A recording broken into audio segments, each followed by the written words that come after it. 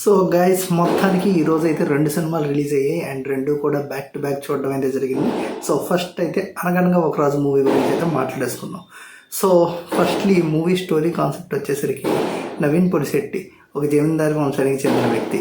So తను ఒక డబ్బున్న అమ్మాయిని పెళ్లి చేసుకుందాం అనుకుంటాడు ఆస్తి కోసం. సో ఎందుకు చేసుకుందాం అనుకుంటున్నాడు, సో చేసుకున్న తర్వాత అలా తనకి ఎలాంటి ఇష్యూస్ ఎదురయ్యాయి, సో వాటిని ఎలా ఫేస్ చేశారు, ఈ మధ్యలో జరిగిన పరిస్థితుల కారణంగా అతనికి తెలిసిన నిజాలేంటి అనేది తెలియాలంటే మీరు ఈ మూవీ చూడాల్సిందే.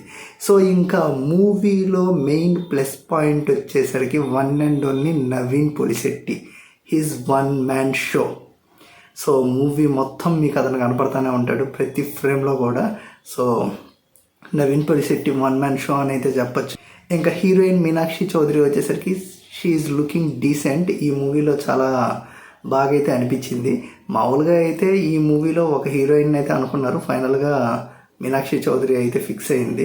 అండ్ ఇంకా విలన్గా అదేనండి పుష్ప 2లో విలన్ భర్త మహాశైలికి విజ్ఞప్తిలో కూడా అతను వచ్చాడు కదా.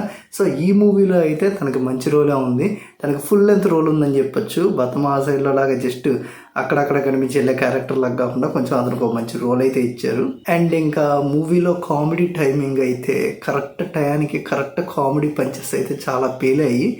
అండ్ ఫుల్ ఫ్లెజ్డ్గా అయితే మనం ఫుల్గా నవ్వుకుంటాము.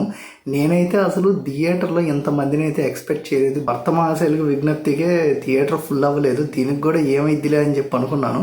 బట్ ఐ షాక్డ్ అనమాట. థియేటర్ అయితే హౌస్ఫుల్ బోర్డు పడిపోయింది. సో నవీన్ పొలిశెట్టి అనగానే మినిమం ఎంటర్టైన్మెంట్ గ్యారంటీతో అయితే వచ్చారు జనాలు. సో ఆ రేంజ్లోనే సాటిస్ఫై చేశాడు. అండ్ ఇంకా మూవీలో నెగిటివ్ పాయింట్స్కి వచ్చేసరికి బేసిక్గా అయితే మనకి ట్రైలర్లో కింగ్ నాగార్జున గారి వాయిస్ ఓవర్ అయితే వినిపించింది కదా, ఇందులో అలాంటి వాయిస్ ఓవర్ అయితే ఏమీ లేదు. అండ్ ఇంకో థింగ్ వచ్చేసరికి మనకి ఈ మూవీ చూస్తున్నప్పుడు ఓల్డ్ టెంప్లెట్ మూవీస్ చాలా గుర్తొస్తాయి. యాక్చువల్లీ ఈవీవి సత్యనారాయణ గారి థింగ్స్ అయితే కొన్ని ఉంటాయి అనమాట. ఇంకా సెకండ్ హాఫ్ మొత్తం వచ్చేసరికి పిల్ల జమీందార్ మూవీ అయితే గుర్తొస్తుంది అనమాట నానిది. సో బేసిక్గా మనం ఒక మూవీ చూస్తున్నాం అంటే అందులో సీన్ కానీ అవి కానీ వేరే మూవీని గుర్తు చేయకూడదు మనకు అసలు. సో నాకైతే సెకండ్ హాఫ్ ఫుల్ ఫ్లెజ్డ్గా అయితే పిల్ల జమీందార్ అని అయితే అనిపించింది.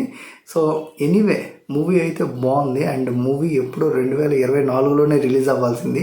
సో అది అలా పోస్ట్ పోన్ అయ్యి వచ్చింది.